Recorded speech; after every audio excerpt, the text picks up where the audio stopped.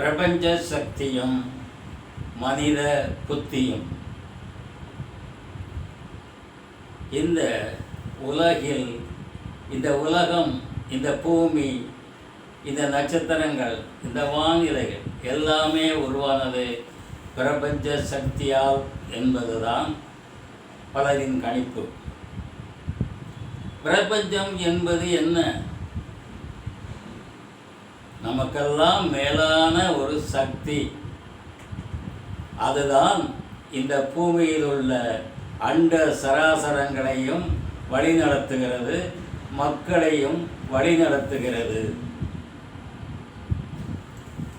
அப்போ இந்த பிரபஞ்சம் இந்த மனிதர்களுக்கும் இந்த உலகத்தில் உள்ள எல்லாருக்கும் நன்மை செய்ய வேண்டும் என்றே நினைக்கிறது.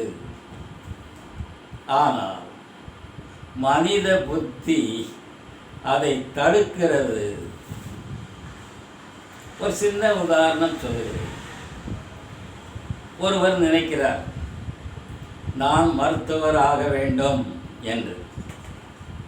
பிரபஞ்சத்தில் முறையிடுறார், நான் மருத்துவராக வேண்டும் என்று.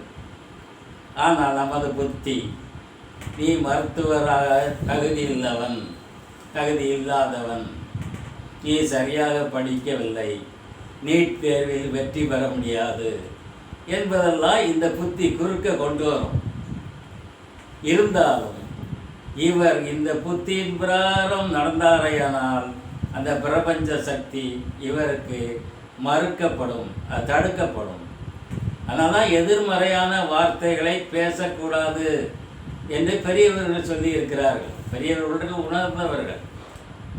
நீ எங்கே போகிறேன்னு கூட கேட்கக்கூடாதும்பாங்க. எங்கே போகிறேன்னா ஏன் போகிறேன்னு அர்த்தமா, அது தடுதலையான சொல். ஆகவே பாசிட்டிவாகவே பேச வேண்டும் என்பது எல்லோருடைய கருத்து. அப்படி பாசிட்டிவாகவே நாம் பேசி பழக ஆரம்பித்து விட்டால் இந்த பூமி பாசிட்டிவாகவே நன்றாகவே இயங்கும், நாமும் நன்றாகவே இருப்போம். இப்போ நம்ம புத்தியின் காரணமாக நாம் அதை நெகட்டிவாக மாற்றி விடுகிறோம், அதை தடுத்து விடுகிறோம். சரி, ஒருவர் சாதாரண படிப்பில்லாதவர் மருத்துவராக வேண்டும், மருத்துவ தொழில் செய்ய வேண்டும் என்று நினைக்கிறார் என்று வைத்துக்கொள்வோம். இந்த பிரபஞ்சம் எப்படி வேலை செய்யும் தெரியுமா? அந்த சுழற்சியின் காரணமாக இவருக்கு மருத்துவர்களுடைய ஒரு தொடர்பையே உருவாக்கி இவரையே ஒரு மருத்துவமனை அமைக்க செய்து அதன் கீழ் பல மருத்துவர்களை நடக்க வைத்துவிடும். ஆக அப்படி செய்யும் பொழுது இவரும் ஒரு மருத்துவராகி விடுவார். ஆக இவருடைய எண்ணங்கள் நிறைவேறிடும். இதுபோல்தான் பிரபஞ்சம் வேலை செய்கிறது என்று நினைக்கிறார்கள். ஆகவே இந்த பிரபஞ்சம் நன்மையோ தீமையோ அதுக்கு தெரியாது. நீ என்ன நினைக்கிறாயோ அதை நடத்தி கொடுக்கும். கடவுள் சக்தி போன்றது. கடவுள் சக்தியே பிரபஞ்சம்தான். அதிலிருந்து தான் ஈர்த்து தான் நாம் பல காரியங்கள் செய்கிறோம். அது வேற விஷயம். ஆகவே நீ மனதிலே என்ன ஆக வேண்டும் என்று நினைக்கிறாயோ, என்ன செய்ய வேண்டும் என்று நினைக்கிறாயோ அதை உன் மனதிலே நினைத்து மற்ற எந்த சிந்தனைக்கும் இடம் கொடாமல் ஒரே சிந்தனையாக பிரபஞ்சத்தினிடையே நீ கேட்டுவிட்டு அதன்படி நடந்தால் உனக்கு அந்த சக்தி கிடைத்து அந்த சந்தர்ப்ப சூழ்நிலையை உருவாக்கிவிடும்.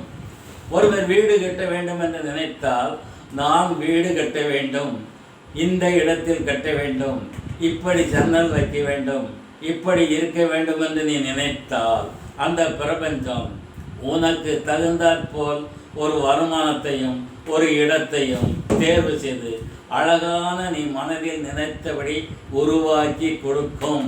இது அனுபவ உண்மை. ஆகவே பிரபஞ்சம் என்று ஒன்று இருக்கிறது, நமக்கு மனசு என்று ஒன்று இருக்கிறது. அது நல்லதையே நினைத்தாலும் அது நல்லா செய்து கொடுக்கும். ஆகவே நம்முடைய எண்ணங்களில் நல்ல எண்ணங்களை வளர்ப்போம், நம்முடைய புத்தியை நல்லபடியாக கொண்டு வருவோம். இந்த சமுதாயத்தில் பிரபஞ்ச சக்தியை பெற்று நாம் வாழ்வாங்கு வாழ்வோம் என்று கூறி விடைபெறுகிறேன். வணக்கம்.